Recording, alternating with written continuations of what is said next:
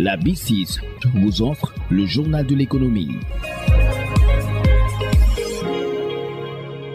Bonjour et bienvenue. Dans la présente, nous nous intéressons au programme d'éducation financière pour une formation des populations dont l'objectif est de promouvoir l'inclusion financière et protéger les populations et les usagers des services financiers. L'éducation financière est une sensibilisation des populations sur la valeur de l'argent afin de développer l'esprit entrepreneurial. Un atelier a réuni les acteurs de l'économie. Un document sera produit afin de faciliter la transmission de savoir aux futures générations, d'après le directeur exécutif de l'Observatoire pour la qualité des services financiers, Habib Ndao. Il est au micro de Moustapha Sall. Ça se passe dans un contexte où les autorités monétaires au sein de l'Union ont demandé à chaque pays d'élaborer un programme national d'éducation financière. L'Observatoire, qui est acteur pilote dans le domaine, a pris l'initiative de convoquer l'ensemble des acteurs de l'écosystème pour des échanges permettant de rédiger, d'élaborer non seulement des cours et modules,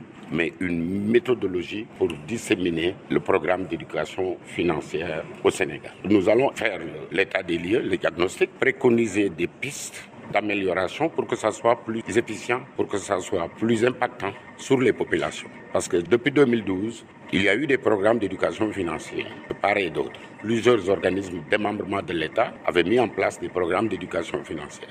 Mais il était temps de mettre une mutualisation de toutes ces énergies pour avoir un résultat impactant, pour que les populations soient financièrement éduquées. Pourquoi ? Quelle est la nécessité d'éduquer financièrement les populations ? C'est d'abord pour promouvoir l'inclusion financière, mais en plus pour la protection des populations et des usagers des services financiers. Dans ce cadre, nous avons au sein de l'Observatoire un dispositif de médiation, ça c'est en aval, mais en amont. Nous essayons de faire comprendre à travers nos rassemblements publics d'information et à travers nos sessions de formation aux populations du Sénégal l'intérêt d'avoir un compte bancaire, d'avoir le réflexe d'aller prendre une police d'assurance, uniquement pour en saisir les opportunités. Attention, l'éducation financière n'est pas une promotion des produits et services financiers. C'est une sensibilisation des populations sur d'abord la valeur de l'argent, comment faire face à l'escroquerie, aux fraudes sur les Orange Money, Wave, etc.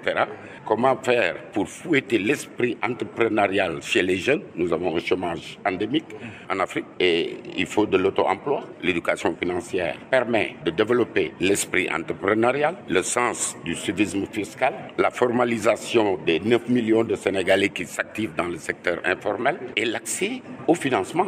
En plus de cela, accès aux marchés extérieurs. L'éducation financière, c'est vraiment une arme qui permet à l'ensemble de la communauté d'être non seulement financièrement dedans, dans le secteur, parce que les États ont du mal à formaliser l'économie, mais on essaie de formaliser au moins les transactions financières. C'est tout le sens des programmes d'éducation financière. C'était Habib Ndao, le directeur exécutif de l'Observatoire pour la qualité des services financiers. Le journal de l'économie, c'est fini. Merci de votre fidélité. La B6 vous a offert le journal de l'économie.